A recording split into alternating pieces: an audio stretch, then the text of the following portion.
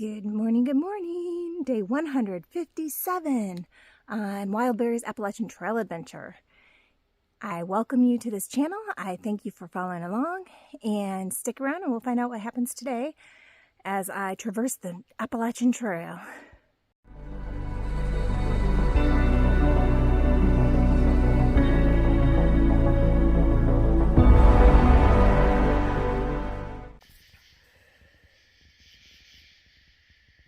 Oh, salamander.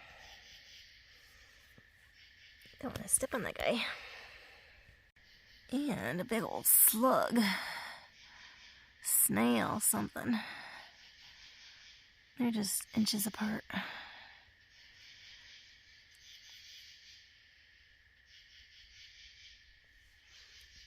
I am in high spirits this morning in spite of not getting much sleep last night.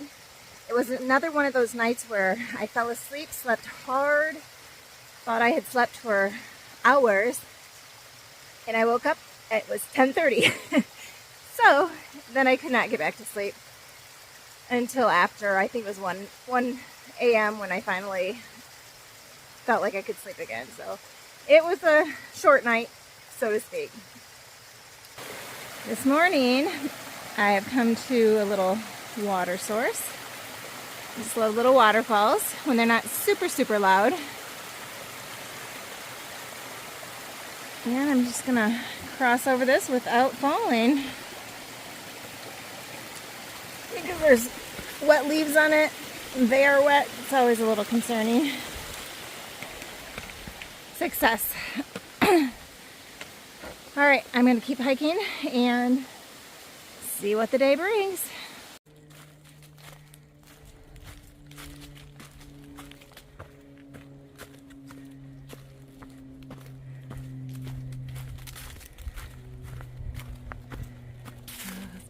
It's a pretty morning,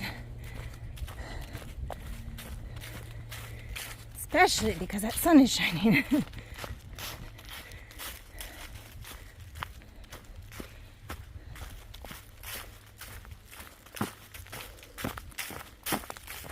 So today I'm going to tell you the story of my two colored trekking poles.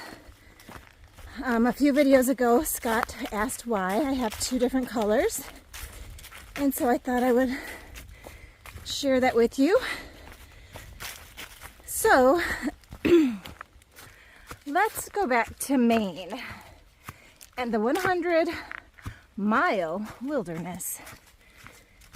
I was crossing a river one morning, or actually I attempted to cross a river, and actually got a little bit nervous. I got 3/4 of the way across, and then there was on big boulders.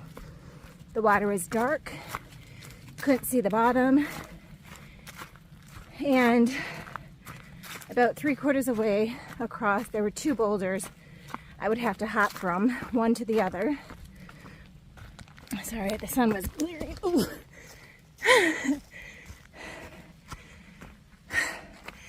Two boulders I would have to hop from. There's about a 4-foot gap, and the water in between was rushing. Again, I couldn't see the bottom, didn't know how deep it was. So I ended up turning around, going back to the shore, and waiting for the next person to come, which was about an hour. So that next person was Grandpa, and he was at the shelter with me the night before, as was Cookie.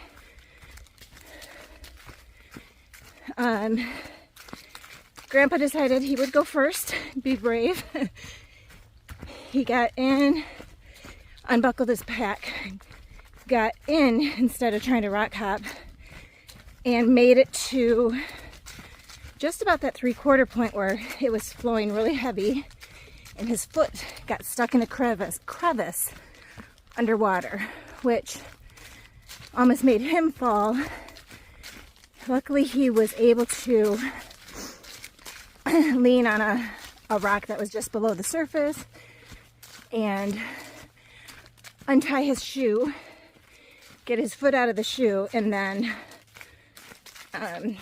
reach down and grab his shoe out of, and it was wedged in, so he was able to get it out. He then completed it to the other side. So I followed his same path across, being aware of where he got his foot stuck and where to avoid. So about that 3/4 way mark, the current pushed me into a boulder where my trekking pole kept me from falling, but it also bent tremendously because it's aluminum. When I went to bend it back, it had rusted and it just snapped. So that pole was useless to me. I found a stick and I used that in place of my trekking pole to help keep me from falling over.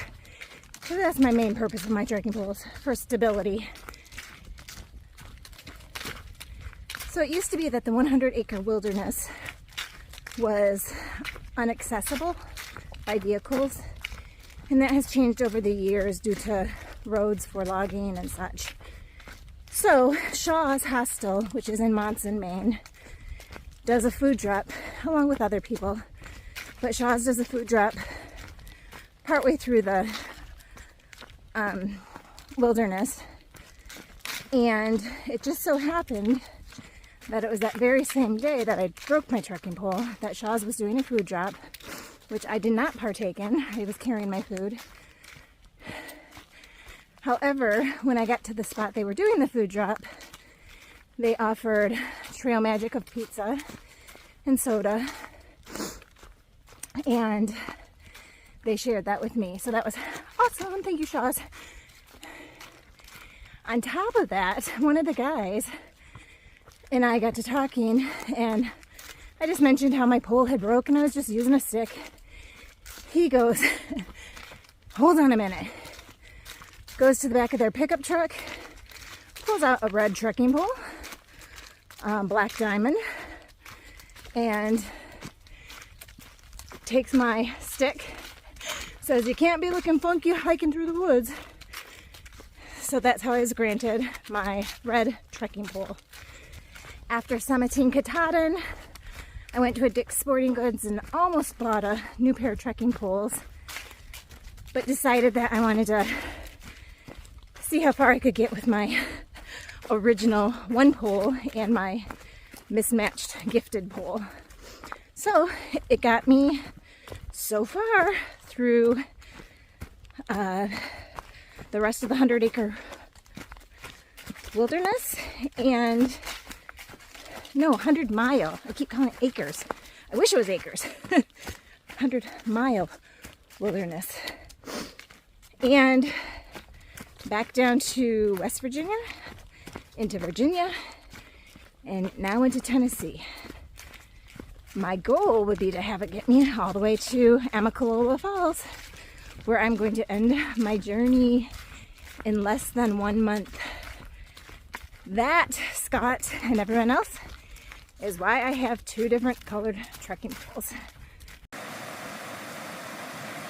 As I drop down out of the hills or the mountains, closer to the waterfalls and the river, it drops dramatically in temperature. So it's much cooler down here than it had been up higher. But I definitely wanted to get a picture of this waterfall.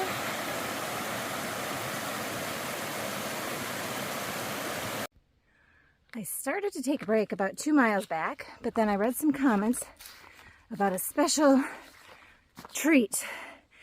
So I kept hiking. And here's what the special treat is. A little bench.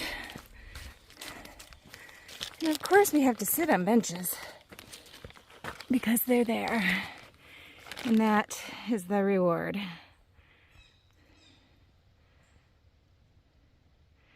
A nice little view here. I believe that that is Hump Mountain, the big one, right there. And then Little Hump. And then there's a grassy knoll, maybe it's called.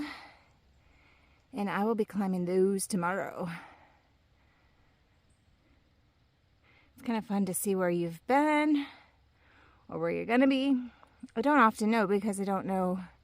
There was an app I had on my phone called Peak Finder, but I didn't take the time to figure out how to use it, and so it was frustrating, so I took it off my phone. But this, there were some comments in Far Out that mentioned that you could see Hump Mountain and Little Hump from here, so I believe that's what those are.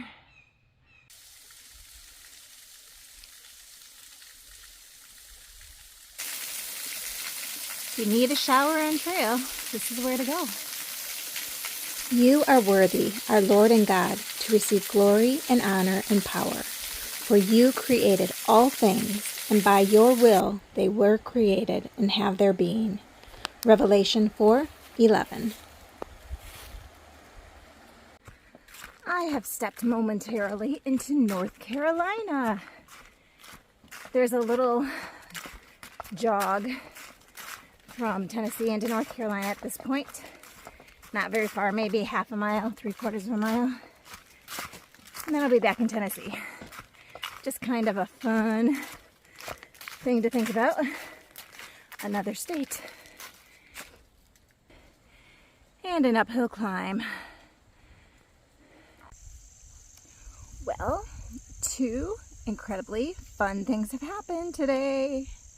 I have walked 1,800 miles. And that means I only have 400 miles remaining of this journey. Incredibly exciting. I'm incredibly happy and grateful that I've had the opportunity to do this. So 400 miles remaining. Here we go. I'm approaching the Mountain Harbour Bed and Breakfast and Hostel, and this is one of their little tree houses. Adorable.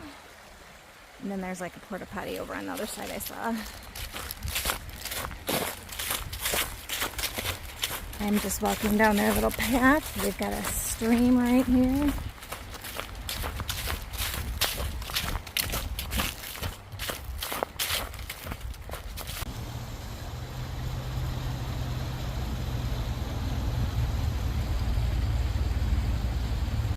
I have made it to the Mountain Harbour Bed and Breakfast and Hostel, and I'm just sitting out on the patio. They've got lovely water features. That's the main house up there. I'm assuming the bed and breakfast portion is up there. This area right back here is where they do cooking, and they have like basically an outdoor restaurant there and a food truck. And then outdoor seating all under here. And then that is the bunkhouse. It's upstairs. I'll show you inside there later. There's a lower level upstairs, and then I am in I call it the tree house. It's way up tall. 4 beds in the very tippy top part. But they've set up for Halloween here, which is not my favorite holiday. But they've got it decorated in the spirit of that. And I am just working out my next couple days here. I am going to slack back tomorrow from here, and that will get me about a 15-mile day, and then I'll end up back here tomorrow night to take another sleep in the bed. And that's the kitchen area there. Lots of seating along here.